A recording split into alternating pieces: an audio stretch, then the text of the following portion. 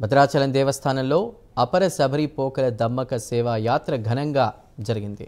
రాముడే తన కలలో వచ్చి భద్రగిరిపై ఓ పుట్టలో మూల విరాట్టు జాడ తెలిపినటువంటి అపర భక్తురాలు గిరిజన మహిళ పోకల దమ్మక్క ఆమె సేవలను కొనియాడుతూ కూడా ఈ ఉత్సవాన్ని అనాదిగా నిర్వహిస్తూ వస్తున్నారు. ఇందులో భాగంగా ప్రధాన ఆలయంలో మూలవరులకు కూడా విశేష పూజలు నిర్వహించారు. ఇక ఆలయ ప్రాంగణంలో ఉన్నటువంటి దమ్మక్క విగ్రహానికి కూడా ప్రత్యేక పూజలు చేపట్టారు.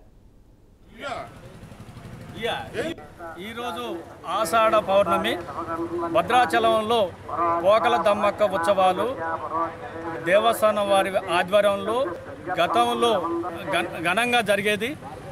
ఈసారి మాకు ఎలాంటి ఇన్ఫర్మేషన్ లేకపోవడం వల్ల ఇక్కడ ఉన్న యావత్ ఆదివాసీ సమాజాన్ని కించపరిచే విధంగా ఎవరిని పిలవకుండా వాళ్ళ ఇష్టానుసారంగా చేసుకోవడం అనేది కరెక్ట్ కాదు.